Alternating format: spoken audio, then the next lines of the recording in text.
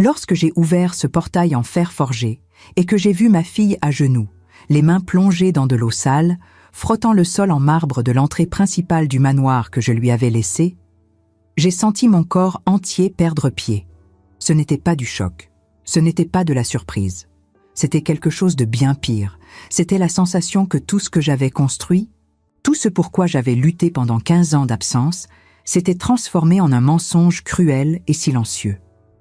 Je m'appelle Ariel Monclar, et voici l'histoire de comment j'ai perdu ma fille sans le savoir, et de comment j'ai lutté pour la ramener d'entre les morts vivants. J'avais quitté Versailles en 2009, le cœur brisé, mais avec un objectif cristallin en tête. Ma fille, Élise, n'avait que 20 ans, et je venais d'hériter de ma tante Marguerite un manoir magnifique, une propriété historique évaluée à 2 millions d'euros, avec des jardins qui ressemblaient à des peintures impressionnistes et des salons qui respiraient des siècles d'élégance française. J'avais tout enregistré au nom d'Élise, avec la certitude que cet héritage serait la base solide de son avenir. Je suis partie pour Boston avec la promesse que, dès que mon entreprise de conseil financier serait établie, je reviendrais la voir prospérer dans cette maison qui représentait tout ce que notre famille avait de plus précieux. Pendant 15 ans, je me suis réveillée tous les jours à 5 heures du matin. J'ai travaillé 16 heures d'affilée. J'ai bâti une réputation impeccable sur le marché américain. Chaque contrat signé, chaque client conquis, chaque dollar économisé avait un seul but: garantir que lorsque je reviendrais en France, je pourrais offrir à ma fille non seulement le manoir, mais aussi la stabilité, les opportunités, la liberté. J'ai écrit des lettres, des dizaines. J'ai envoyé des cadeaux, des virements bancaires, des messages affectueux. Mais les réponses se sont faites de plus en plus rares, jusqu'à cesser complètement. Élise me disait que tout allait bien, que la maison était bien entretenue, qu'elle avait des amis qui l'aidaient avec l'administration. J'ai cru, j'ai fait confiance, j'ai continué à travailler, certaine que lorsque je traverserais enfin l'Atlantique dans l'autre sens, je trouverais ma fille heureuse, épanouie, maîtresse de sa propre vie. La vérité que j'ai trouvée était si opposée à cela qu'aujourd'hui encore, des mois plus tard, je me réveille au milieu de la nuit, le cœur battant, revivant chaque détail de ce moment. J'avais prévenu que j'arriverais en fin d'après-midi un jeudi d'avril. Le taxi m'a déposé au portail principal, et pendant que je payais le chauffeur, j'ai regardé la façade du manoir et j'ai ressenti une étrangeté que je ne pouvais pas nommer. Tout était trop impeccable. Les jardins parfaitement taillés, les fenêtres brillant sous la douce lumière printanière, les rideaux de soie ondulant élégamment. Mais il y avait quelque chose de faux dans l'atmosphère, quelque chose que mon instinct a capté avant même que mon esprit ne le comprenne.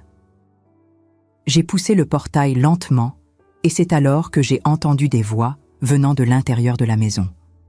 Des voix fortes, autoritaires, donnant des ordres. J'ai avancé par le chemin de pierre, traversé le jardin de devant où les roses que ma tante avait plantées continuèrent de fleurir, et quand je suis arrivé à la porte principale, tout a semblé ralentir autour de moi. Là, courbée sur le sol en marbre italien que j'avais moi-même choisi des années auparavant, se tenait ma fille, Élise. Elle portait des vêtements simples, usés, un tablier taché noué à la taille. Ses cheveux, qui avaient toujours été longs et brillants, étaient attachés en un chignon négligé. Ses mains, qui auraient dû tenir des coupes de champagne lors de dîners élégants, étaient rouges, rugueuses, plongées dans un seau d'eau savonneuse. Et elle frottait. Elle frottait le sol comme si c'était sa seule raison d'exister. J'ai voulu crier. J'ai voulu courir vers elle, l'arracher de là, exiger des explications. Mais mon corps n'a pas obéi. Je suis restée paralysée à l'entrée, observant la scène comme si je regardais un film d'horreur silencieux. C'est alors que j'ai entendu la voix derrière moi. Une voix féminine, tranchante comme du verre brisé. « Élise, la vaisselle du salon n'est toujours pas propre. Et vous avez oublié de changer les serviettes de la salle de bain de la suite principale. Ma fille va arriver dans 1 heure et je veux que tout soit impeccable. Dépêchez-vous, nous n'avons pas toute la journée. » Je me suis retournée lentement. Devant moi se tenait une femme d'environ 50 ans, élégamment vêtue d'un tailleur Chanel, cheveux blonds parfaitement coiffés, tenant une coupe de vin blanc comme si elle était la reine de ce château. Elle m'a regardé avec un sourire cordial, professionnel, comme si j'étais une simple visiteuse. « Bonjour, madame. Puis-je vous aider en quoi que ce soit ?» a-t-elle demandé avec ce ton de politesse feinte qui cachait du mépris. Je n'ai pas répondu. Mes yeux sont revenus vers Élise, qui a finalement levé la tête et m'a vue. Pendant 3 secondes interminables, nos regards se sont croisés. Et ce que j'ai vu dans ses yeux m'a détruite de l'intérieur. Il n'y avait pas de joie. Il n'y avait pas de surprise. Il y avait seulement une fatigue profonde, ancienne et quelque chose qui ressemblait à de la honte. « Maman !» a-t-elle murmuré, si bas que j'ai à peine entendu. Avant que je puisse bouger, la femme au tailleur Chanel a fait 2 pas en avant, se plaçant entre moi et ma fille, toujours avec ce sourire glacé. « Oh, alors vous êtes la mère d'Élise, quelle merveilleuse surprise! Je suis Justine Delorme, administratrice de cette propriété. Élise nous a beaucoup parlé de vous, mais elle n'a jamais mentionné que vous reviendriez si tôt. Quel dommage que la maison ne soit pas préparée pour vous recevoir convenablement. Élise, arrêtez ça maintenant et préparez un thé pour votre mère. » Élise s'est levée rapidement, a pris le seau d'eau sale et est sortie précipitamment en direction de la cuisine sans regarder en arrière. Je voulais la retenir, l'empêcher de partir, mais cette femme continuait là, entre nous, comme une barrière physique. « Administratrice ?» J'ai réussi à dire, trouvant finalement ma voix. « De quelle administration parlez-vous ? Cette maison appartient à ma fille. » Justine a ri. Un rire léger, presque maternel, qui a sonné comme une lame traversant ma poitrine. « Oh, bien sûr, madame. Techniquement, oui. Mais comme vous avez été absente si longtemps, votre fille a eu besoin d'aide pour gérer la propriété. Elle a signé quelques documents il y a des années, autorisant ma famille à s'occuper des aspects administratifs, financiers, légaux. Enfin, des détails bureaucratiques, ennuyeux. Je suis sûre qu'elle vous expliquera tout calmement. » Chaque mot de cette femme était un mensonge enveloppé de soie. Je le savais, je le sentais dans mes entrailles. Mais à ce moment-là, je n'avais pas encore de preuves, je ne comprenais pas encore l'étendue de ce qui s'était passé. Je suis entrée dans la maison lentement, observant chaque détail. Les meubles étaient les mêmes que j'avais laissés, mais il y avait des changements subtils. Des photographies d'étrangers au mur, des objets personnels qui n'appartenaient pas à ma famille. Et dans chaque pièce que je traversais, je sentais la présence invasive de gens qui n'auraient pas dû être là. Justine m'accompagnait, narrant avec une fausse hospitalité les améliorations qu'elle avait apportées à la propriété, comme si elle me rendait service. Je faisais semblant d'écouter, mais mon esprit était ailleurs, essayant d'assembler les pièces d'un puzzle macabre. Quand nous sommes arrivés à la cuisine, j'ai trouvé Élise préparant le thé avec des mains tremblantes. Elle ne me regardait pas. Elle gardait les yeux fixés sur la bouilloire, comme si elle avait peur qu'un seul regard ne révèle trop. « Élise, pouvons-nous parler ?» j'ai demandé, essayant de garder ma voix calme. Avant qu'elle ne puisse répondre, Justine est intervenue à nouveau. « Bien sûr que vous pouvez, madame, mais peut-être serait-il préférable d'attendre demain. Élise a beaucoup de travail aujourd'hui et j'imagine que vous êtes épuisée du voyage. J'ai préparé une chambre pour vous dans l'annexe du fond. Rien de luxueux mais confortable. » Annexe du fond. Les mots ont résonné dans mon esprit comme une insulte. J'étais traitée comme une visiteuse secondaire dans la maison que j'avais moi-même laissée à ma fille. J'ai décidé de ne pas la confronter à ce moment-là. Je devais comprendre ce qui se passait avant d'agir. J'ai accepté le thé qu'Élise m'a servi. Je l'ai bu en silence, tout en observant chacun de ses mouvements, chaque regard furtif, chaque geste de soumission. Quelque chose était profondément faux, et je ne partirai pas d'ici avant de découvrir exactement quoi. Cette nuit-là, allongée dans la petite chambre de l'annexe, regardant le plafond fissuré, tout en entendant des rires lointains venant du manoir principal, j'ai pris une décision qui changerait tout. Je n'étais pas venue de si loin, je n'avais pas travaillé 15 ans sans repos, pour voir ma fille transformée en servante dans sa propre maison. Il y avait une guerre silencieuse en cours ici, et je venais d'entrer sur le champ de bataille. Et si vous m'écoutez maintenant, où que vous soyez, sachez que cette histoire va bien au-delà de ce que vous imaginez. Parce que ce que j'ai découvert dans les jours suivants n'était pas simplement une fraude. C'était une conspiration cruelle, méticuleusement planifiée, qui avait transformé ma fille en prisonnière invisible. Et s'il y a quelque chose que j'ai appris pendant toutes ces années, c'est que personne ne me vole sans payer le prix. Si vous voulez savoir comment j'ai démonté cette farce et ramené la justice dans ce manoir, alors restez avec moi. Parce que je vous garantis que vous n'allez pas croire jusqu'où ils ont été capables d'aller. Et jusqu'où je suis allée pour ramener ma fille. Le lendemain matin, je me suis réveillée avec une clarté mentale que je n'avais pas ressentie depuis des années. Chaque muscle de mon corps était tendu, chaque pensée orientée vers un seul objectif, comprendre comment ma fille était devenue prisonnière dans sa propre maison. Je me suis habillée rapidement et me suis dirigée vers le manoir principal, déterminée à obtenir des réponses. La lumière matinale traversait les fenêtres de la cuisine, créant des motifs dorés sur le sol en pierre. Élise était déjà là, préparant le petit déjeuner. Ses gestes étaient mécaniques, automatiques, comme ceux d'une personne qui a répété les mêmes mouvements pendant si longtemps qu'elle ne pense même plus à ce qu'elle fait. Quand elle m'a vue entrer, son corps s'est raidi légèrement, mais elle n'a rien dit. « Élise, nous devons parler », ai-je dit doucement, en m'approchant d'elle. « S'il te plaît, regarde-moi. » Elle a continué à beurrer les tartines pendant quelques secondes avant de lever lentement les yeux vers moi. Ce que j'ai vu dans son regard m'a brisé le cœur. C'était de la résignation. La résignation de quelqu'un qui a cessé de croire qu'une autre vie était possible.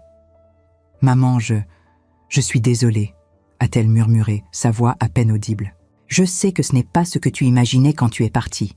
Je sais que tu attendais autre chose de moi. J'ai pris ses mains dans les miennes. Elles étaient rugueuses, abîmées par le travail constant. Des mains qui n'auraient jamais dû ressembler à ça. Ne t'excuse pas. Jamais. Raconte-moi simplement ce qui s'est passé, depuis le début. » Avant qu'elle ne puisse répondre, des pas ont résonné dans le couloir.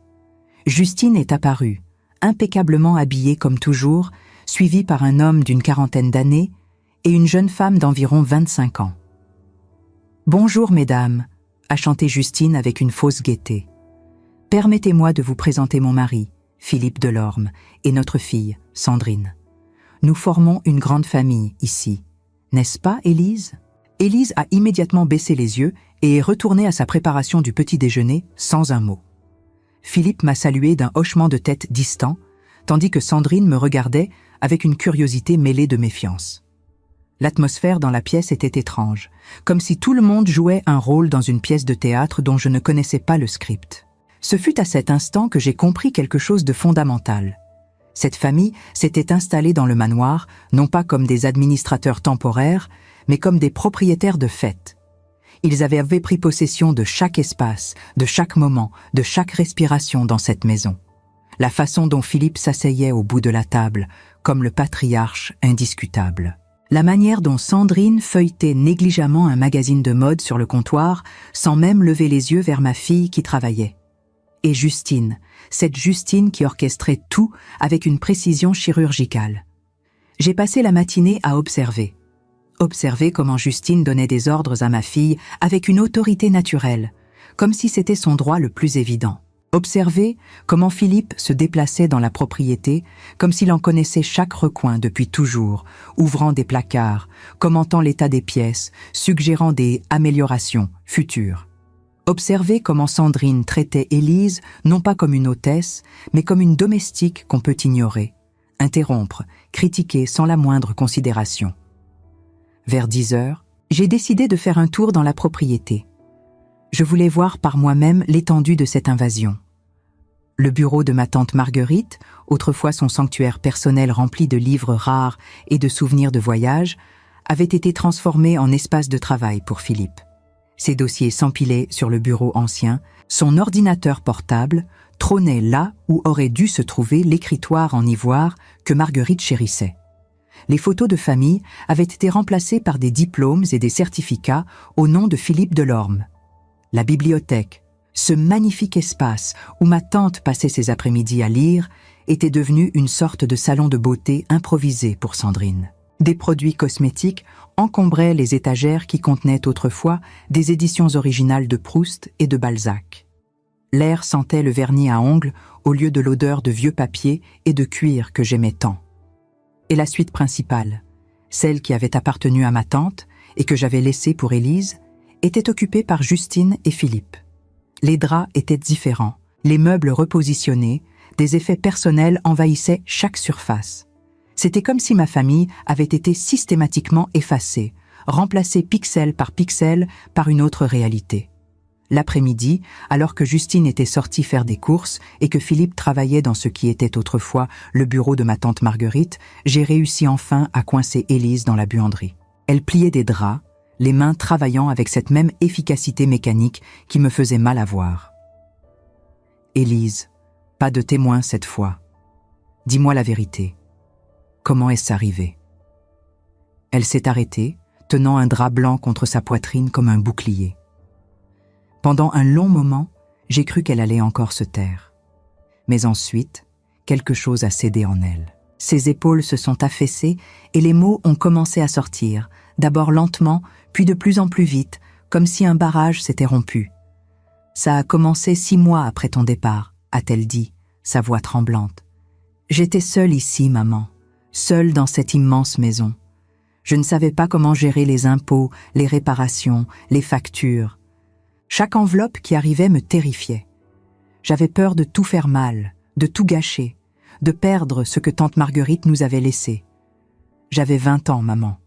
20 ans et aucune idée de comment maintenir une propriété comme celle-ci. » Sa voix s'est brisée légèrement, et j'ai vu des larmes commencer à se former dans ses yeux. Et puis, Justine est apparue.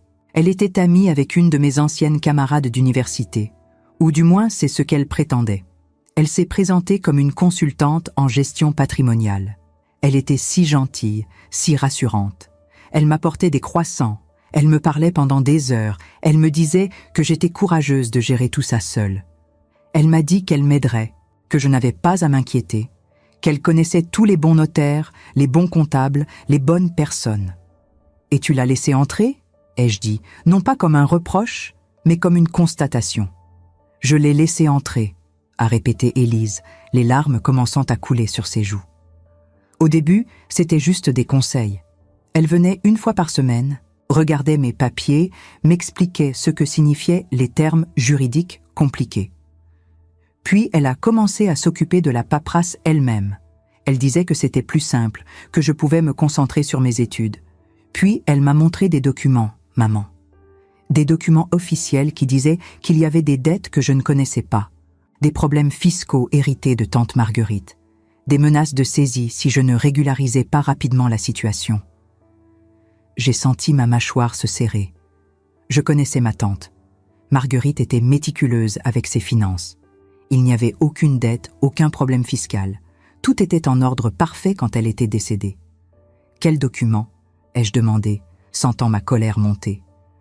Des lettres qui semblaient venir du ministère des Finances, des avis de recouvrement, des mises en demeure. Tout avait l'air officiel, maman. Les en-têtes, les tampons, les signatures. Comment aurais-je pu savoir qu'ils étaient faux? J'avais tellement peur. La seule chose que tante Marguerite nous avait laissée, notre seul héritage, et j'allais tout perdre par incompétence. Elle a fabriqué des faux documents, ai-je murmuré, réalisant l'ampleur de la manipulation. Justine m'a présenté un avocat. Maître Rousseau, il s'appelait. Il avait un bureau à Paris, des références impressionnantes. Il m'a confirmé que la situation était grave mais gérable. Il m'a dit qu'il fallait agir rapidement. Il m'a fait signer des procurations. Elle a dit que c'était temporaire, juste pour qu'elle puisse gérer les urgences pendant que je me formais à mieux comprendre les finances. Je ne savais pas, maman. Je ne savais pas que j'étais en train de lui donner le contrôle total de la propriété. Elle sanglotait maintenant, son corps secoué par l'émotion. « Combien de documents as-tu signés ?» ai-je demandé doucement. « Je ne sais pas. Peut-être 15, peut-être 20. Chaque fois, il y avait une nouvelle urgence, une nouvelle menace, un nouveau problème à résoudre immédiatement. Et moi, je signais, parce que je lui faisais confiance, parce que je pensais qu'elle me protégeait. « Pourquoi tu ne m'as pas contacté? Pourquoi tu ne m'as rien dit ?» Le visage d'Élise s'est transformé, la culpabilité remplaçant momentanément la tristesse. Elle interceptait mes lettres, maman. Je ne l'ai découvert que bien plus tard. Au début, je t'écrivais, je t'envoyais des messages, je te racontais tout, mes peurs, mes doutes. Mais tu ne répondais jamais. Alors j'ai cru que tu m'avais abandonné, que tu avais construit une nouvelle vie à Boston et que je ne faisais plus partie de tes priorités. Justine me le confirmait. Elle me disait que c'était normal, que les mères devaient parfois faire des choix difficiles, qu'elle-même serait là pour moi puisque tu ne l'étais plus. Mon cœur s'est brisé en 1000 morceaux. Pendant toutes ces années, j'avais envoyé des lettres, des colis, des preuves d'amour que ma fille n'avait jamais reçues. Et pendant ce temps, Justine construisait méthodiquement un mur entre nous, isolant Élise de toute aide extérieure. C'était une stratégie classique de manipulation. Couper la victime de son réseau de soutien, créer une dépendance totale envers le manipulateur. Quand ont-ils emménagé ? Ai-je demandé, essayant de reconstituer la chronologie. Environ 1 an après ton départ. Justine m'a dit qu'il y avait des travaux urgents à faire dans leur maison à Paris. Juste quelques semaines, elle avait promis. Puis les semaines sont devenues des mois. Philippe a commencé à dire qu'il valait mieux qu'il reste pour protéger l'investissement, puisque la maison était si vulnérable avec juste moi dedans. Et moi, je n'avais plus aucun pouvoir pour les mettre dehors. Les documents que j'avais signés leur donnaient tous les droits. Et comment es-tu devenu ? Ça ? Ai-je demandé, désignant son uniforme de travail, les mots s'étranglant dans ma gorge. Élise a détourné le regard, la honte envahissant ses traits. Petit à petit. D'abord, Justine m'a suggéré que je pourrais contribuer en aidant avec quelques tâches ménagères, puisque je vivais ici sans payer de loyer. Ça semblait raisonnable au début. Je faisais mon lit, je nettoyais ma chambre, puis elle a demandé si je pouvais préparer le petit déjeuner de temps en temps, puisque de toute façon je me levais tôt.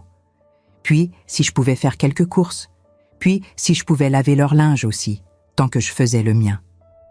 Elle s'est essuyée les yeux avec le revers de sa main. Chaque nouvelle tâche semblait petite, gérable, jusqu'à ce que je réalise un jour que je passais mes journées entières à les servir. Je n'avais plus le temps d'étudier, je n'avais plus d'amis, parce que Justine trouvait toujours une raison pour que je ne puisse pas sortir. Il faut préparer le dîner, Élise. Il faut laver les fenêtres avant qu'il ne pleuve. Sandrine a besoin que sa robe soit repassée pour ce soir. C'était devenu ma vie. Ton propre argent. Tes comptes ? Je l'ai. Justine a convaincu la banque qu'il y avait des irrégularités dans les transactions. Elle a montré les fausses dettes, les faux documents. La banque a bloqué tout jusqu'à ce que la situation soit clarifiée. Ça fait 3 ans maintenant. 3 ans que je n'ai pas accès à 1 seul euro de mon propre héritage. J'ai serré les poings si fort que mes ongles se sont enfoncés dans mes paumes. Cette femme avait systématiquement détruit la vie de ma fille, transformant une héritière en servante dans sa propre maison. Mais ce qui me révoltait le plus, c'était la sophistication de l'opération. Ce n'était pas un vol impulsif. C'était une conquête planifiée, exécutée avec une patience de prédateur. Chaque étape avait été soigneusement calculée, chaque mouvement anticipé. « Élise, écoute-moi bien », ai-je dit, forçant ma fille à me regarder dans les yeux. « Rien de tout cela n'est ta faute. Tu as été manipulée par des professionnels du mensonge, des gens qui ont fait ça avant, qui savent exactement comment exploiter la gentillesse et la vulnérabilité. Mais maintenant, je suis là, et je te promets que nous allons récupérer ce qui t'appartient. »« Maman, tu ne comprends pas », a-t-elle dit, sa voix désespérée. Ils ont des avocats, des documents signés, ils ont tout verrouillé. J'ai essayé de me battre au début. J'ai contacté un notaire, mais il m'a dit que les procurations que j'avais signées étaient légalement contraignantes. J'ai essayé de parler à un avocat différent, mais je n'avais pas d'argent pour le payer. À chaque fois que j'essayais de résister, ils trouvaient un moyen de me faire taire. Ils m'ont menacé de m'expulser complètement, de me laisser dans la rue sans rien. J'ai eu tellement peur. Sa voix s'est brisée complètement et elle s'est effondrée contre moi, sanglotant comme une enfant perdue. Ils ne peuvent plus te faire peur maintenant, parce que je ne suis pas seule et je ne suis pas faible. J'ai passé 15 ans à bâtir des relations, à comprendre comment fonctionne le pouvoir, à apprendre comment les gens comme Justine opèrent. Et ces gens vont découvrir qu'ils ont choisi la mauvaise famille à détruire. Je l'ai tenue dans mes bras pendant de longues minutes, la laissant pleurer toutes ces années de douleur, de solitude, de désespoir silencieux. et pendant qu'elle pleurait, je planifiais. Je planifiais chaque mouvement, chaque contre-attaque, chaque coup qui ferait s'effondrer l'empire de mensonges que Justine avait construit.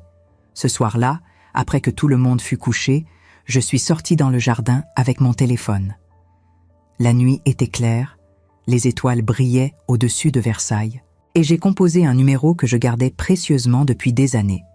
Maître Clément Béraud, l'un des meilleurs avocats spécialisés en fraude patrimoniale en France, a répondu à la 3e sonnerie.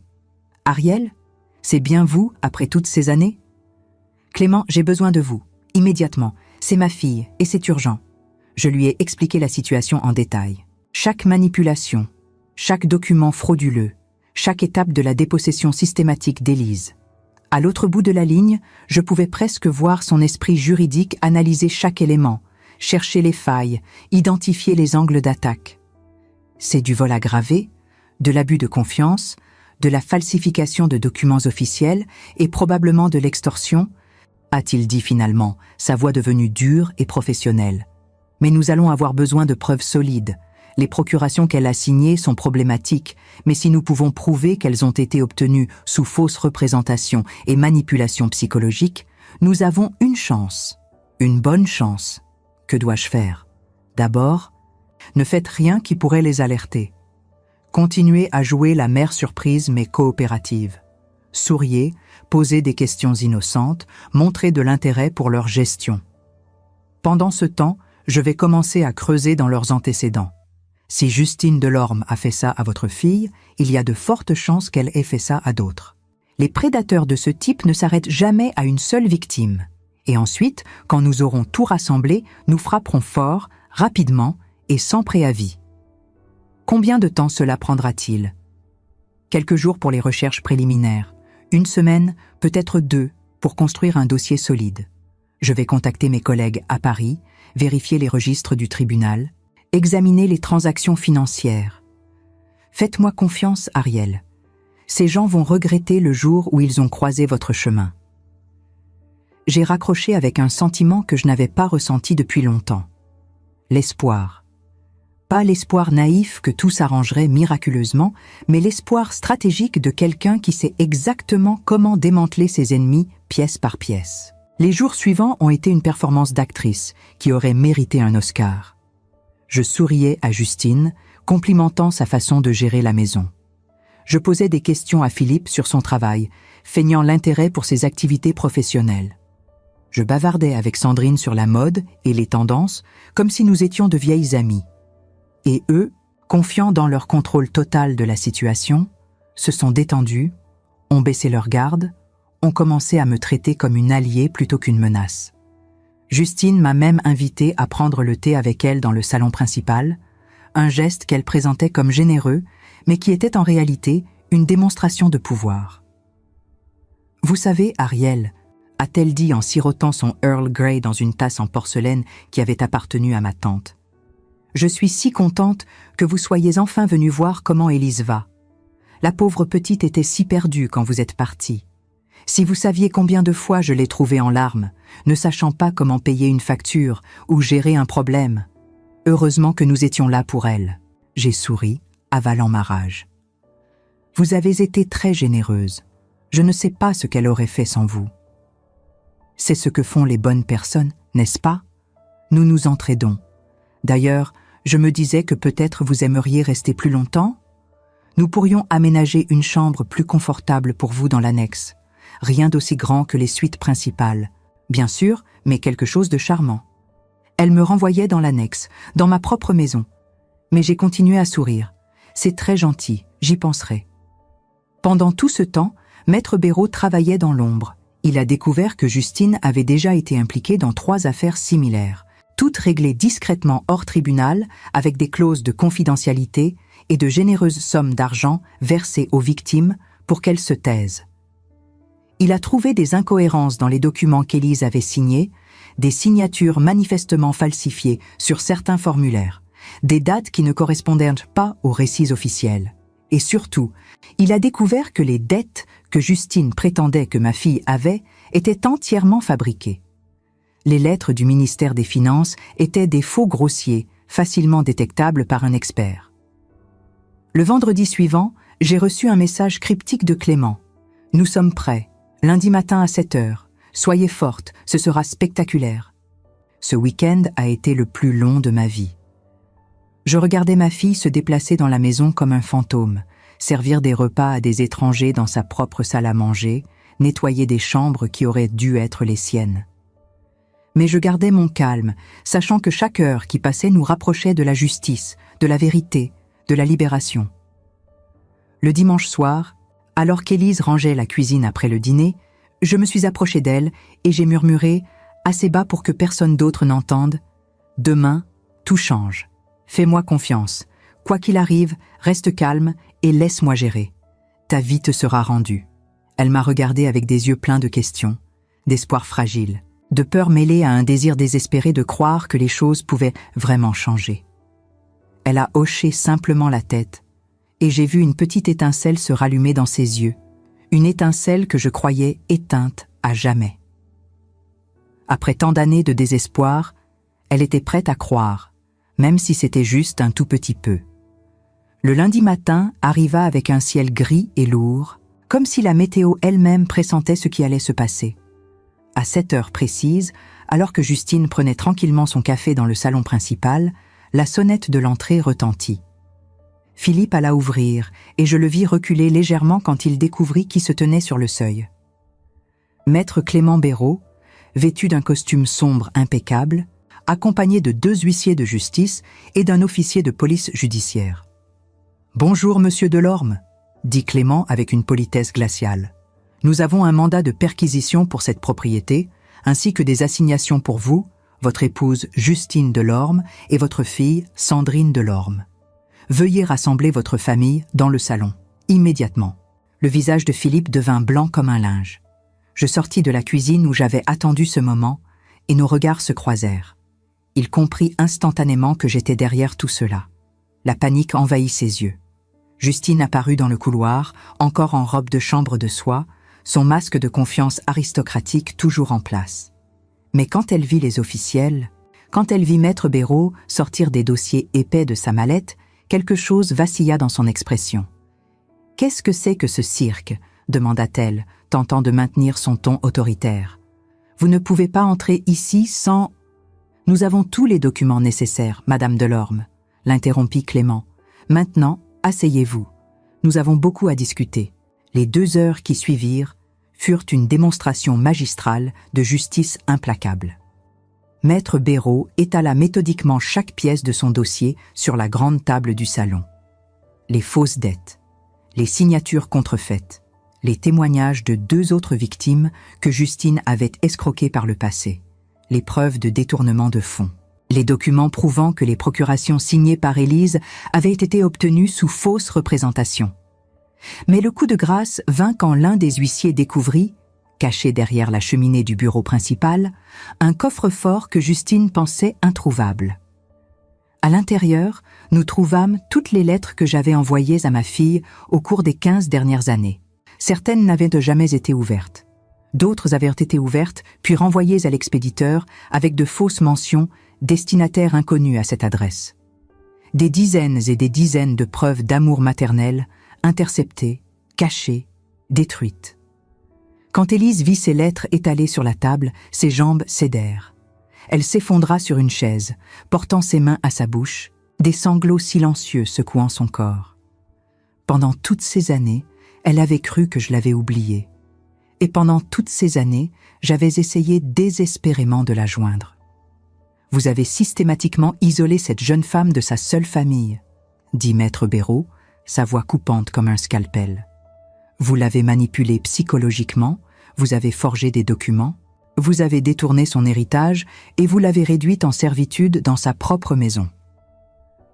Madame Delorme, Monsieur Delorme, vous faites face à des accusations criminelles graves, abus de confiance aggravé, faux et usage de faux, extorsion et séquestration psychologique. » Justine tenta une dernière fois de reprendre le contrôle. « C'est ridicule. Élise a signé tous les documents de son plein gré. Elle était incapable de gérer cette propriété. Nous l'avons aidée. » « Aidée ?» Je me levai, ma voix tremblant de rage contenue. « Vous l'avez transformée en esclave. Vous l'avez dépouillé de sa dignité, de son héritage, de son identité. Et vous appelez ça de l'aide ? Madame Monclar, intervint Clément, posant une main apaisante sur mon bras. Laissez la justice faire son travail maintenant. L'officier de police s'avança alors vers Justine et Philippe. Monsieur et Madame Delorme, vous êtes en garde à vue, vous avez le droit de garder le silence et de contacter un avocat. Sandrine, qui était restée silencieuse jusque-là, éclata soudain en larmes. « Papa, maman, qu'est-ce qui se passe? Qu'est-ce que vous avez fait ?» Philippe ne répondit pas. Son visage était devenu un masque gris, vide de toute expression. Justine, elle, me lança un dernier regard venimeux avant d'être escortée vers la sortie. « Vous ne savez pas à qui vous vous attaquez, » siffla-t-elle. « Nous avons des relations, des amis puissants. Cette affaire ne tiendra jamais devant un tribunal. » Je m'approchai d'elle, assez près pour qu'elle seule m'entende. « Vos amis puissants ne voudront pas être associés à une fraude aussi sale. Et quand la presse locale apprendra comment la grande Justine Delorme transforme des jeunes héritières en domestiques, vous découvrirez à quel point vos relations s'évaporent rapidement. » Elle pâlit. Je venais de toucher son point le plus vulnérable, sa réputation dans les cercles sociaux de Versailles. Après leur départ, la maison sembla soudain plus grande, plus silencieuse, comme si elle respirait enfin librement après des années de suffocation. Élise restait assise, entourée de toutes ses lettres, des larmes coulant continuellement sur ses joues. Je m'agenouillai devant elle et pris ses mains dans les miennes. « Je suis désolée, » murmurai-je. « Je suis tellement désolée de ne pas avoir su, de ne pas être revenue plus tôt, de t'avoir laissée seule face à ces monstres. » Elle secoua la tête, incapable de parler. Puis, lentement, elle se pencha en avant et m'enlaça, son corps tout entier tremblant contre le mien. Nous restâmes ainsi pendant ce qui sembla une éternité, pleurant ensemble toutes ces années perdues, toute cette douleur, toute cette solitude. « Tu pensais vraiment que je t'avais oublié ?» demandai-je doucement. « J'ai essayé de ne pas le croire, » dit-elle, sa voix brisée. Mais les mois passaient, puis les années, et il n'y avait jamais rien. Justine me disait que tu avais refait ta vie, que tu ne voulais plus entendre parler de moi. Et j'ai fini par la croire. Chaque lettre que j'ai écrite parlait de toi. Chaque dollar que j'ai gagné était pour toi. Chaque jour que j'ai passé loin de la France, je comptais les jours jusqu'à ce que je puisse revenir te voir. Tu étais ma seule raison de continuer. Nous pleurâmes encore, mais cette fois, c'étaient des larmes de soulagement, de libération, de retrouvailles. Maître Béraud nous laissa un moment d'intimité, puis revint avec des documents. « Mademoiselle Monclar, nous allons commencer les procédures pour annuler toutes les procurations et transferts de propriété effectués sous contrainte. Cela prendra quelques semaines, mais je peux vous assurer que vous récupérerez le contrôle total de votre héritage. En attendant, un juge a émis une ordonnance d'interdiction. Les Delorme ne peuvent plus s'approcher de cette propriété, ni de vous. » Élise hocha la tête, encore sous le choc de tout ce qui s'était passé en si peu de temps. « Quant aux accusations criminelles, » continua Clément, « le procureur est très intéressé par cette affaire. Avec les preuves que nous avons rassemblées, il y a de fortes chances que Justine et Philippe fassent face à de lourdes peines. Sandrine, étant mineure au moment où certains faits se sont produits et n'ayant apparemment pas participé activement à la fraude, pourrait éviter des poursuites. Je ne veux pas de vengeance, dit soudainement Élise. Je veux juste ma vie.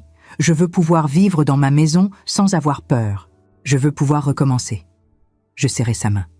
Tu recommenceras. Nous recommencerons. Ensemble, cette fois. Les jours suivants furent un tourbillon d'activités juridiques. Les comptes bancaires furent dégelés. Les documents de propriété furent rectifiés. La maison fut officiellement restituée à Élise. Et lentement, très lentement, je vis ma fille se redresser. Les épaules courbées se relevèrent.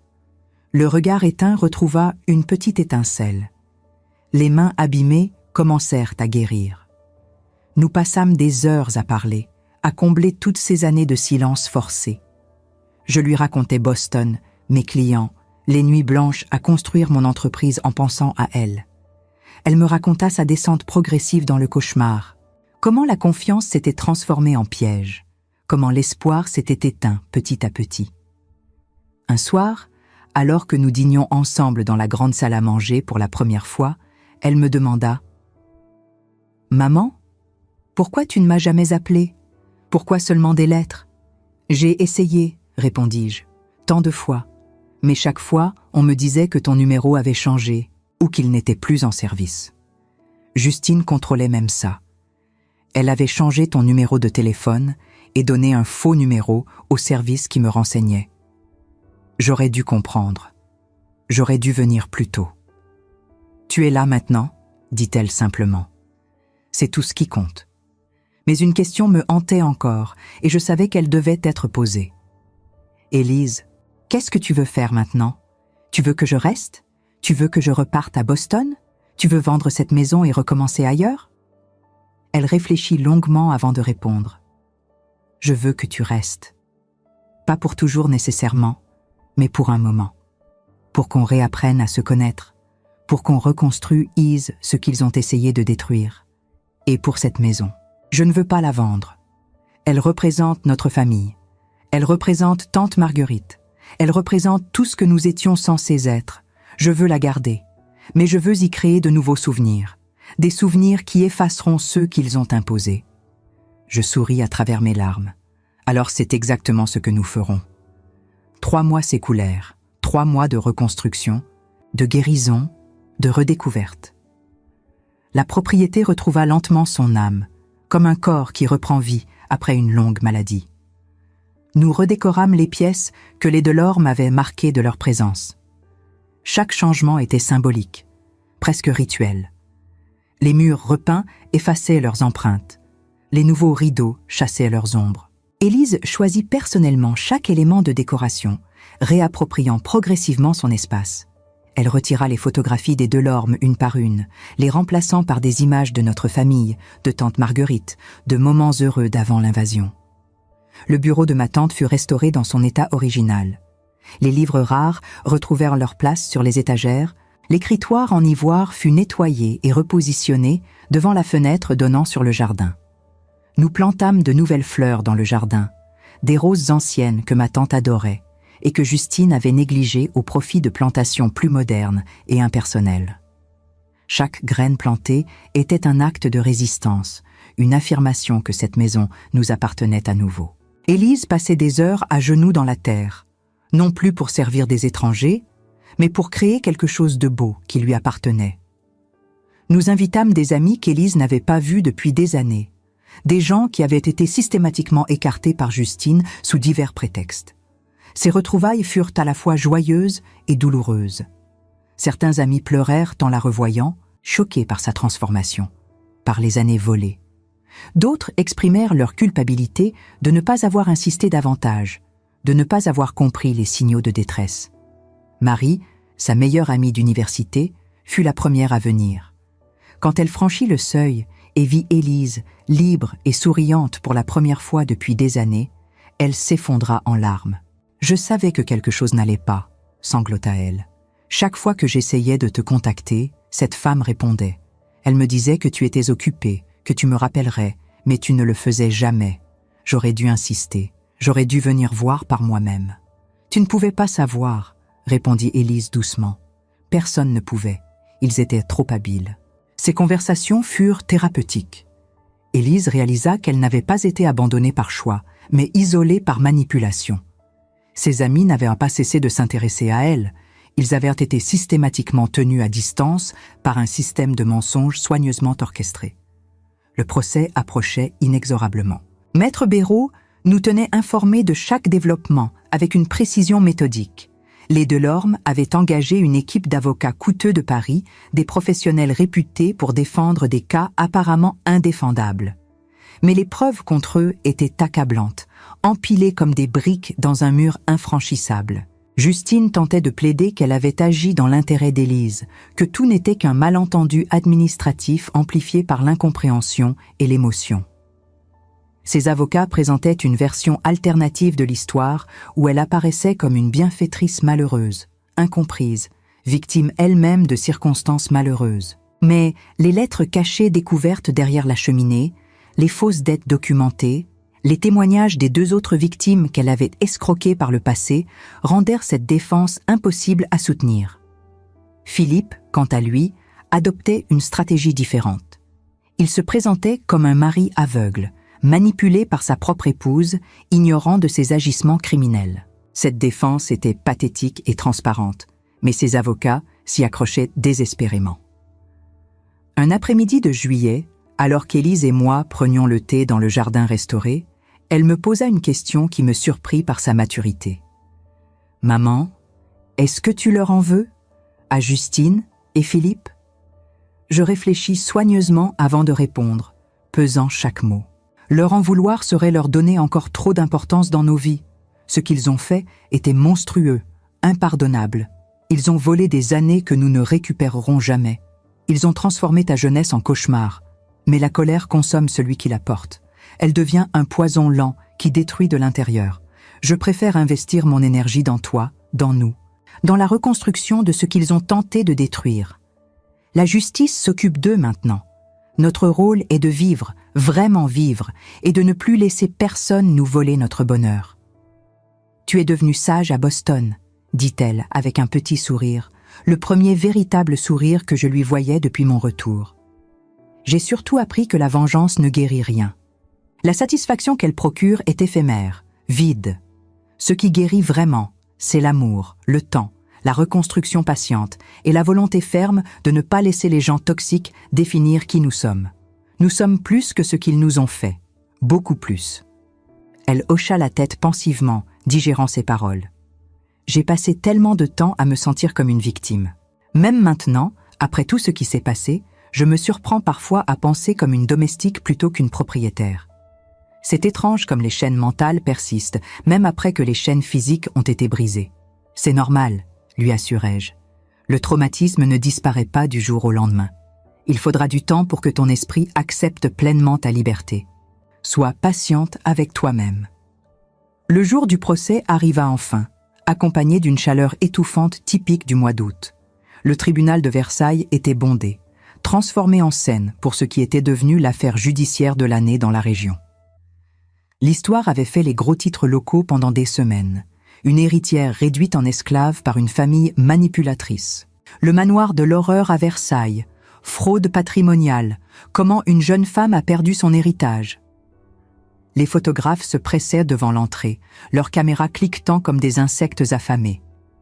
Justine et Philippe arrivèrent dans une voiture noire aux vitres teintées, visage fermé, refusant catégoriquement de répondre aux questions des journalistes qui les assaillaient. Justine portait un tailleur sobre et élégant, ses cheveux parfaitement coiffés, son maquillage impeccable. Elle jouait jusqu'au bout le rôle de la femme respectable injustement accusée.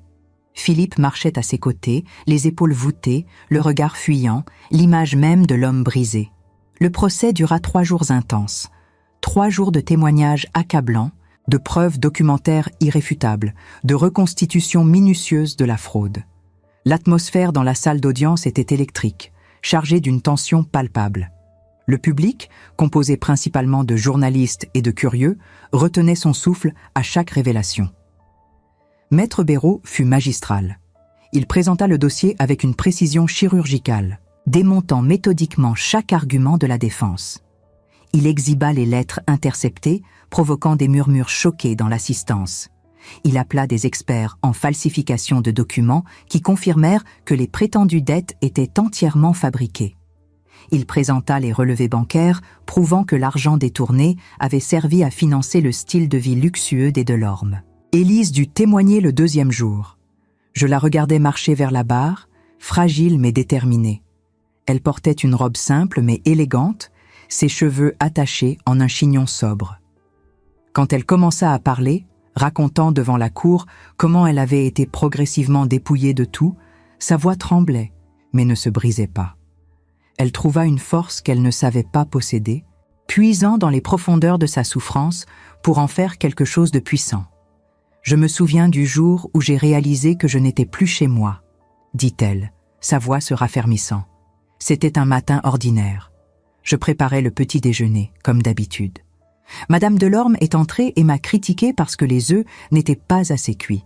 Puis elle m'a dit de refaire mon lit parce qu'il n'était pas fait selon ses standards. Et soudain, j'ai compris que je n'étais plus une personne à ses yeux.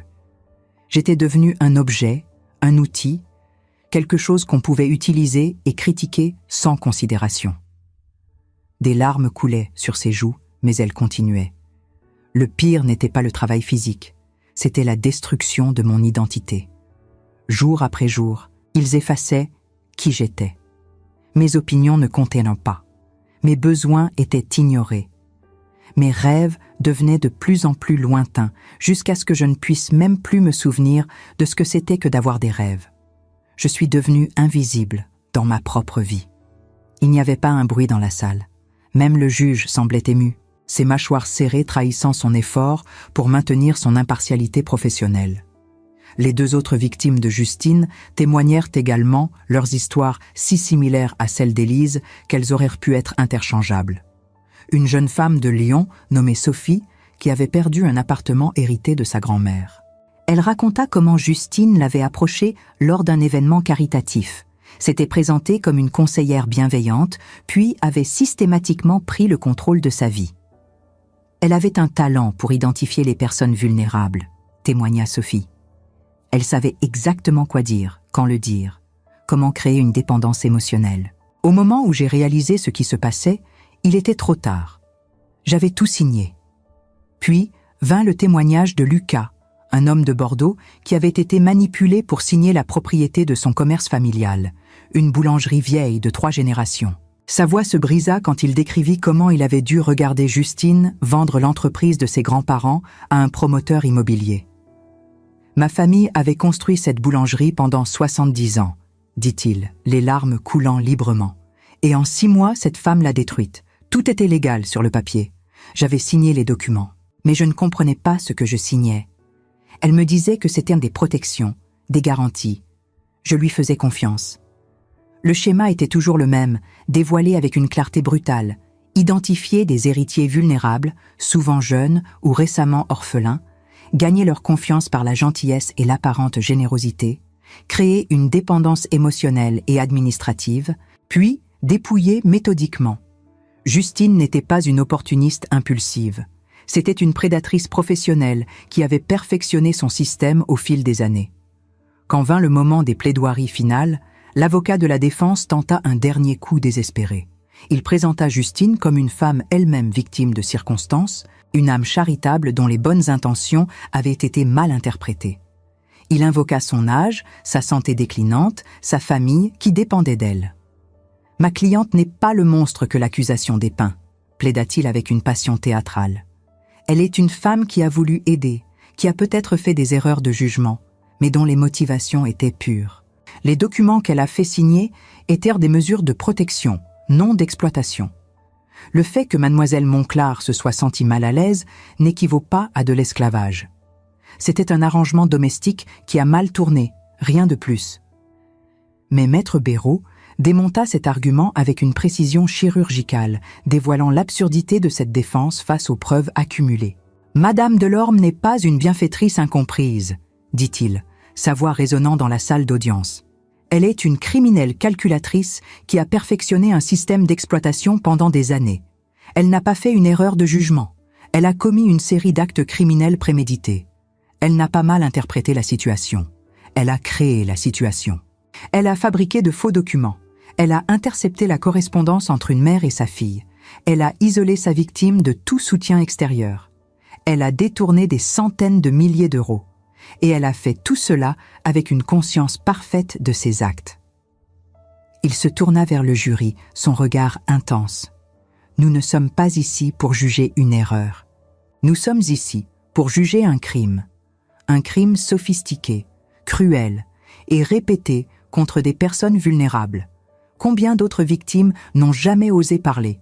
Combien sont encore prisonnières de systèmes similaires? Votre verdict aujourd'hui enverra un message clair. L'exploitation des faibles ne sera pas tolérée, peu importe à quel point elle est habillée d'élégance et de fausse respectabilité. » Le silence qui suivit était absolu. Le jury délibéra pendant presque 6 heures. 6 heures d'attente insupportable, pendant lesquelles Élise et moi marchâmes dans les couloirs du tribunal, incapables de parler, chacune perdue dans ses propres pensées. le verdict tomba enfin un vendredi après-midi, alors que le soleil couchant illuminait les vitraux de la salle d'audience. Le président du jury se leva, un homme d'une 60aine d'années, au visage grave et fatigué. Pour les chefs d'accusation d'abus de confiance aggravé, nous déclarons l'accusée Justine Delorme coupable. Pour les chefs d'accusation de faux et usage de faux, coupable. Pour l'accusation de séquestration psychologique, coupable. Pour l'accusation d'extorsion, coupable. Chaque mot tombait comme un marteau. Justine resta immobile, son masque de dignité se fissurant légèrement. Philippe baissa la tête, ses épaules tremblant. Le juge prit alors la parole, sa voix empreinte d'une sévérité que j'avais rarement entendue. « Madame Delorme, vous avez orchestré un système d'exploitation d'une cruauté remarquable. Vous avez ciblé des jeunes gens vulnérables, vous avez gagné leur confiance, puis vous les avez systématiquement dépouillés de leur dignité, de leur autonomie et de leur héritage. Vous avez détruit des vies avec une froideur calculée. La Cour vous condamne à 4 ans de prison ferme pour l'ensemble des charges retenues contre vous. » Il se tourna vers Philippe. « Monsieur Delorme, votre complicité active et votre silence face au crime de votre épouse font de vous un complice tout aussi coupable. La Cour vous condamne à 3 ans de prison ferme. » Puis vint la partie financière. En plus des peines de prison, vous êtes condamné solidairement à verser à mademoiselle Élise Monclar la somme de 250 000 € de dommages et intérêts pour préjudice moral, matériel et psychologique. Vous devrez également rembourser intégralement toutes les sommes détournées avec intérêt. Des dommages supplémentaires seront versés aux autres victimes selon des montants à déterminer dans des procédures séparées. Quand le juge prononça la sentence finale, je sentis Élise saisir ma main si fort que ses ongles s'enfoncèrent dans ma peau. Je la serrai en retour, nos regards se croisant. Ce n'était pas de la joie que je ressentais, mais un profond soulagement qui me traversait comme une vague. La justice avait été rendue. Les monstres seraient punis. Et nous pouvions enfin tourner la page. En sortant du tribunal, nous fûmes assaillis par les journalistes, leurs caméras clignotant comme des étoiles. Maître Béraud les écarta poliment de son bras tendu, créant un passage pour nous. Mais Élise s'arrêta soudainement, se retournant vers la masse de micros et d'appareils photo. « Je voudrais dire quelque chose », dit-elle, sa voix claire malgré le tumulte. Les caméras se braquèrent sur elle. Je restai à ses côtés, prête à la soutenir si nécessaire, mais elle se tenait droite, forte, transformée. « Pendant des années, j'ai eu honte », commença-t-elle, sa voix plus assurée que je ne l'avais entendue depuis si longtemps. « Honte d'avoir été manipulée, honte d'avoir perdu le contrôle de ma vie, honte de ne pas avoir été assez forte, assez intelligente, assez méfiante pour me défendre. Mais aujourd'hui, grâce à ma mère, grâce à notre avocat, grâce à la justice, je comprends que la honte n'appartient pas aux victimes. Elle appartient à ceux qui exploitent, qui manipulent, qui détruisent des vies pour leur propre profit égoïste. » Elle prit une profonde inspiration. Si mon histoire peut aider une seule personne à reconnaître les signes de manipulation, à demander de l'aide avant qu'il ne soit trop tard, alors tout ce que j'ai traversé aura eu un sens. À toutes les personnes qui se sentent piégées, isolées, impuissantes en ce moment même, vous n'êtes pas seules. Il y a toujours de l'espoir. Il y a toujours une sortie. N'ayez jamais peur de demander de l'aide. N'ayez jamais honte d'avoir été victime. La force ne se mesure pas à votre capacité d'éviter la manipulation, mais à votre courage de vous en libérer. Les applaudissements fusèrent spontanément de la foule rassemblée. Des femmes âgées s'approchèrent d'Élise, la serrant dans leurs bras, la remerciant pour son courage avec des voix brisées par l'émotion. Certaines lui confiaient à voix basse qu'elles aussi avaient été victimes de manipulations similaires, qu'elles n'avaient jamais osé en parler. D'autres disaient qu'elles allaient maintenant trouver le courage de confronter des situations qu'elles vivaient en silence depuis trop longtemps. Un journaliste s'approcha avec son micro. « Mademoiselle Monclar, que comptez-vous faire maintenant? Allez-vous vendre la propriété et recommencer ailleurs ?» Élise le regarda avec un sourire qui me fit comprendre qu'elle avait vraiment trouvé sa voie. « Non, cette maison est mon héritage, mon histoire, ma famille. Je ne la laisserai pas être définie par ce qu'ils m'ont fait. Je vais la transformer en quelque chose de positif, quelque chose qui aidera d'autres personnes. Ce soir-là, de retour au manoir, nous organisâmes un petit dîner intime. Maître Béraud était présent, ainsi que Marie et quelques autres amis proches d'Élise, qui l'avaient soutenue une fois la vérité révélée. L'atmosphère était légère, presque joyeuse, teintée du soulagement qui suit une longue bataille enfin gagnée. Pour la première fois depuis si longtemps, la maison résonnait de rires sincères, de conversations animées, de vie authentique. Les bougies illuminaient le grand salon où tant de douleurs s'étaient déroulées, transformant l'espace avec leur lumière douce. Nous levâmes nos verres à la justice, à la liberté retrouvée, au nouveau commencement. Alors que la soirée touchait à sa fin et que les invités partaient un à un avec des accolades chaleureuses et des promesses de se revoir bientôt, Élise et moi nous retrouvâmes seuls sur la terrasse, contemplant le jardin illuminé par les lanternes japonaises que nous avions installées. « Tu sais ce qui est étrange ?» dit-elle doucement, sa voix portée par la brise estivale. « Pendant toutes ces années où j'étais prisonnière ici, je ne voyais jamais vraiment le jardin. Je le nettoyais, je l'entretenais, je taillais les haies et arrosais les fleurs, mais je ne le voyais pas. C'était juste une liste de tâches à accomplir. Maintenant, je le vois. Chaque fleur, chaque arbre, chaque pierre. Les nuances de vert, les jeux de lumière, la façon dont le vent fait danser les branches. C'est comme si j'avais retrouvé ma vue, ou peut-être que j'ai appris à voir pour la première fois. Tu as retrouvé bien plus que ta vue, dis-je, posant ma main sur la sienne. Tu as retrouvé ta voix, ta force, ton identité. Tu as retrouvé la femme que tu étais destinée à devenir. Grâce à toi. Non, la corrigeai-je fermement. Grâce à ta propre résilience, grâce à ta capacité de survivre quand tout semblait perdu. J'ai juste ouvert la porte. C'est toi qui as eu le courage de la franchir, de te lever, de témoigner, de te battre. Cette victoire est la tienne. Nous restâmes silencieuses un moment, savourant la paix du soir, le chant des grillons dans l'herbe, le parfum des roses qui flottaient dans l'air tiède. « Maman, je veux faire quelque chose avec cette maison », dit finalement Élise, se tournant vers moi avec une détermination nouvelle dans le regard. Je ne veux pas qu'elle soit juste un symbole de ce que j'ai failli perdre. Je veux qu'elle devienne quelque chose de positif, quelque chose qui aide les autres. Qu'est-ce que tu as en tête ? Je veux créer un centre d'aide pour les jeunes héritiers. Un endroit où ils peuvent venir chercher des conseils gratuits, comprendre leurs droits, apprendre à gérer leur patrimoine sans être vulnérables aux prédateurs. Je veux qu'ils aient le soutien que je n'ai pas eu.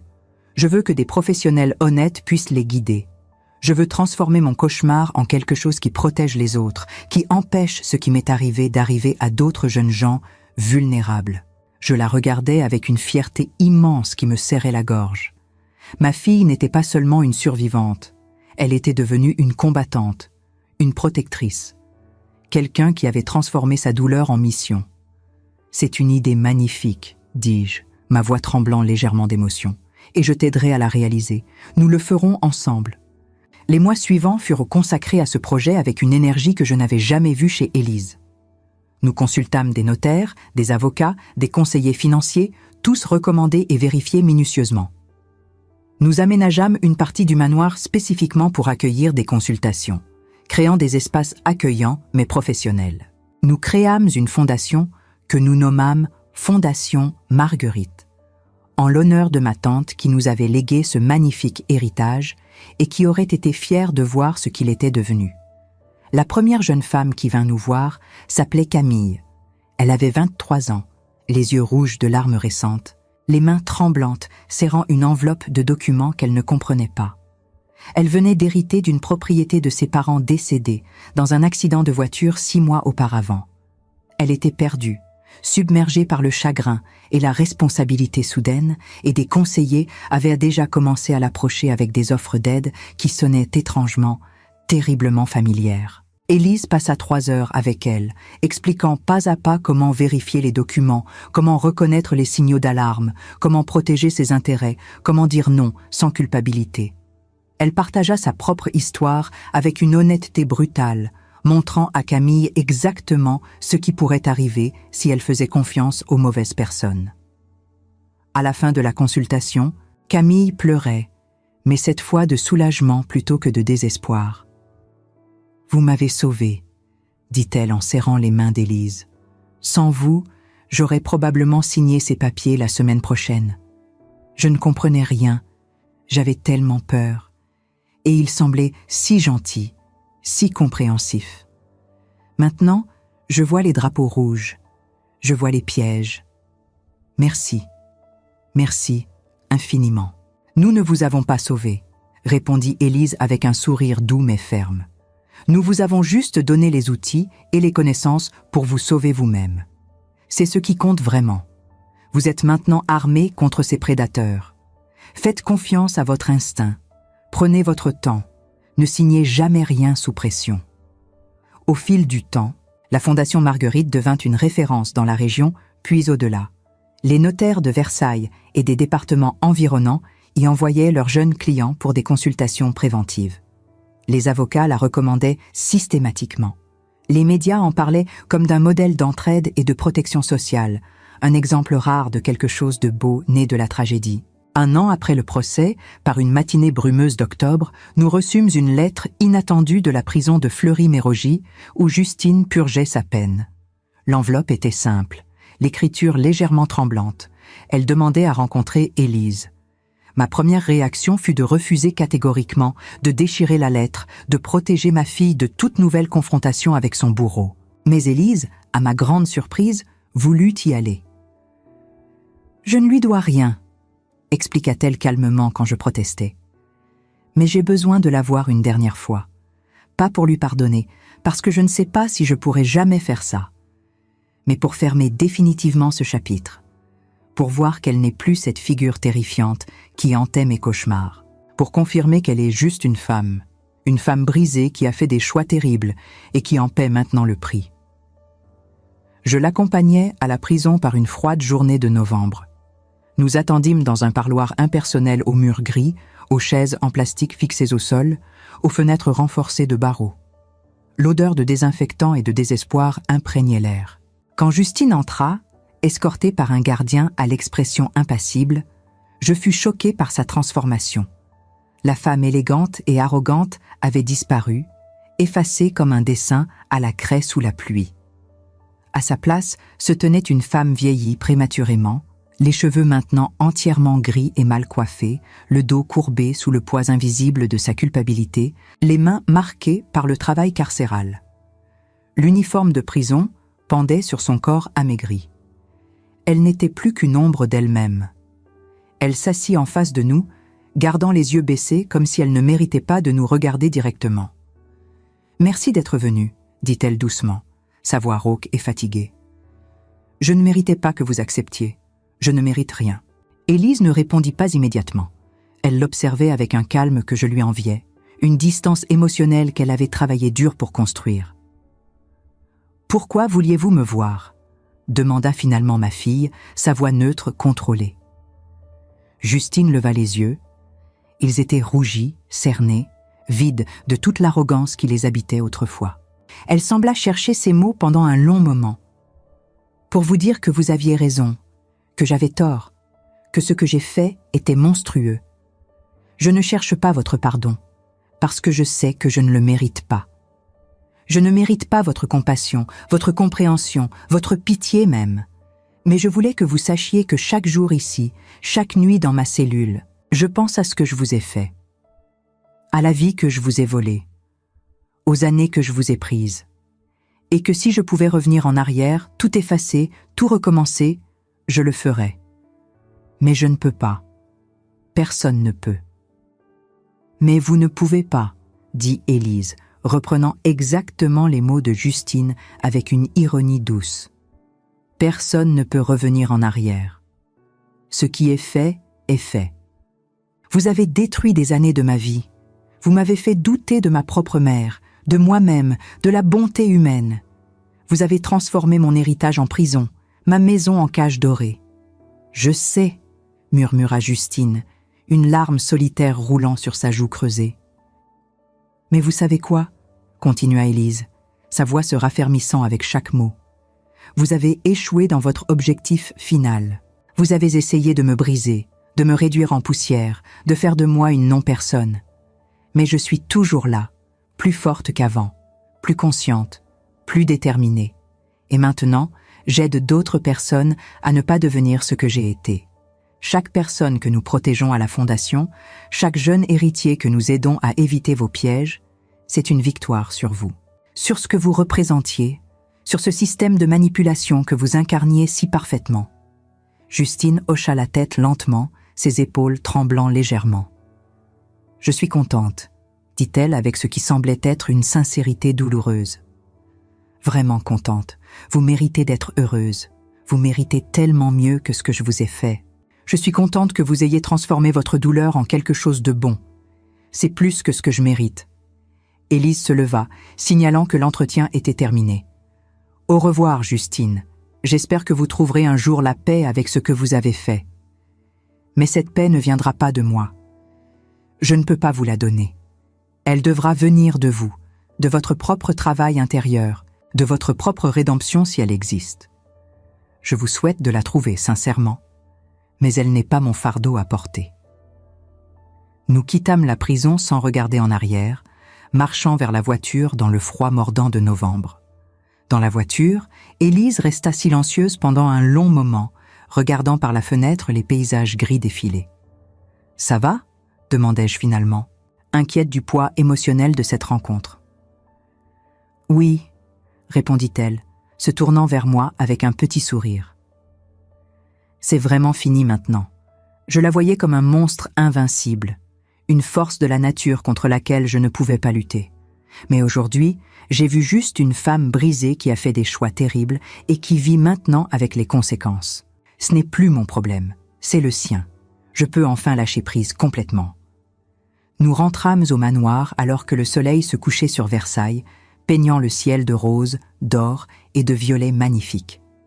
La propriété nous attendait, belle et paisible, enfin libérée de toutes les ombres qui l'avaient hantée pendant si longtemps. Ce soir-là, Élise organisa un petit dîner pour célébrer. Pas le verdict, pas la vengeance, pas même la rencontre à la prison. Simplement, la vie. La vie qui continuait, riche de possibilités infinies, de projets passionnants, d'espoirs renouvelés. Marie vint, ainsi que 3 autres jeunes femmes qu'Élise avait aidées à travers la Fondation, créant une sorte de communauté de survivantes devenues guerrières. Alors que nous levions nos verres dans le grand salon où tant de douleurs s'étaient déroulées, mais qui était maintenant rempli de chaleur et de lumière, je regardai ma fille et vis enfin la femme qu'elle était destinée à devenir. Forte, sans être dure, compatissante, sans être naïve, résiliente, sans être fermée. Quelqu'un qui avait traversé l'enfer et en était ressorti, non pas amère ou brisée, mais plus humaine, plus connectée à la souffrance des autres. « À nous », dis-je, levant mon verre de champagne qui scintillait dans la lumière des bougies. « À nous », répéta Élise, son sourire illuminant son visage. « Et à toutes celles qui viendront chercher refuge ici. Que cette maison devienne ce qu'elle aurait toujours dû être, un sanctuaire de sécurité et non une prison de peur.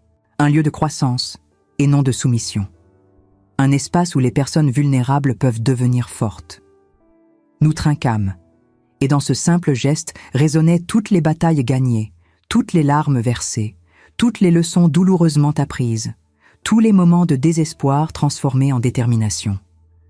La vie nous avait brisés, puis nous avait reconstruites avec plus de force. Mais nous ne nous étions pas contentés de survivre. Nous avions choisi de prospérer, de transformer la douleur en force motrice, de faire de notre histoire non pas une tragédie qui nous définirait pour toujours, mais un témoignage d'espoir et de résilience pour d'autres. Et c'est peut-être la plus grande victoire de toutes. Refuser de laisser ceux qui nous ont fait du mal définir qui nous sommes pour le reste de nos vies. Choisir consciemment qui nous voulons devenir. Et construire, jour après jour, pierre après pierre, une vie qui mérite vraiment d'être vécue, une vie dont nous pouvons être fiers. Parce qu'au bout du compte, ce n'est pas ce qu'on nous fait qui nous définit fondamentalement. C'est ce que nous choisissons de faire avec ce qu'on nous a fait. C'est notre réponse à l'injustice, notre réaction à la cruauté, notre décision de nous relever ou de rester à terre. Et nous, Élise et moi, nous avions choisi la lumière. Toujours la lumière. Même dans les moments les plus sombres, nous avions cherché les étoiles. Et maintenant, nous étions devenus nous-mêmes des lumières pour d'autres personnes perdues dans l'obscurité. Si vous êtes arrivés jusqu'ici, jusqu'à ce moment final avec moi, c'est parce que quelque chose dans cette histoire a touché votre âme. Peut-être reconnaissez-vous des fragments de votre propre parcours dans mes mots. Peut-être connaissez-vous quelqu'un qui vit maintenant ce que j'ai vécu alors. Ou peut-être comprenez-vous simplement que la vie, cette vie qui nous est donnée, peut être cruelle et belle à la fois, peut nous briser puis nous reconstruire plus fort que nous n'aurions jamais imaginé possible. Je veux savoir ce que vous avez ressenti en écoutant mon histoire. Laissez un commentaire en me racontant. Auriez-vous fait ce que j'ai fait? Auriez-vous lutté comme j'ai lutté? Ou auriez-vous choisi un autre chemin? Il n'y a pas de bonne ou de mauvaise réponse, seulement la vérité de votre cœur. Et si vous avez déjà traversé quelque chose de semblable, si vous avez déjà senti le poids de la trahison, de la manipulation, de la solitude imposée par ceux en qui vous aviez confiance, partagez avec moi. Vos mots peuvent être la lumière dont une autre personne a besoin pour trouver sa propre sortie. Dites-moi également d'où vous m'écoutez en ce moment précis. Êtes-vous chez vous, entouré de souvenirs et de silence? Êtes-vous sur un balcon, contemplant le crépuscule? Où que vous soyez, sachez que nous sommes connectés maintenant par cette histoire, par cette expérience humaine qui transcende les frontières et nous unit dans la compréhension profonde que nous portons tous des cicatrices, mais aussi une capacité extraordinaire de renaître. Si cette histoire a résonné en vous, si d'une manière ou d'une autre elle a transformé quelque chose au fond de votre poitrine, considérez-vous abonné à cette chaîne. Ici, je partage non seulement des récits, mais des morceaux de vie réelle, de luttes véritables, de victoires conquises avec du sang, de la sueur et des larmes. Ce sont des histoires de personnes comme vous et moi qui ont affronté des tempêtes et ont choisi de ne pas se rendre. En vous abonnant, vous rejoignez une communauté d'âmes qui comprennent que la vie n'est pas de ne jamais tomber, mais de toujours trouver la force de se relever. Et souvenez-vous, peu importe le nombre d'années que vous avez vécues, peu importe le nombre de batailles que vous avez déjà menées ou le nombre de cicatrices que vous portez, tant qu'il y a du souffle dans vos poumons, il y a de l'espoir. Il y a la possibilité de recommencer. Il y a la chance de transformer votre douleur en sagesse, votre blessure en force, votre passé sombre en un avenir lumineux. Vous n'êtes pas seul. Vous ne l'avez jamais été. Et ensemble, à travers ces histoires, nous continuons de prouver que l'esprit humain est incassable.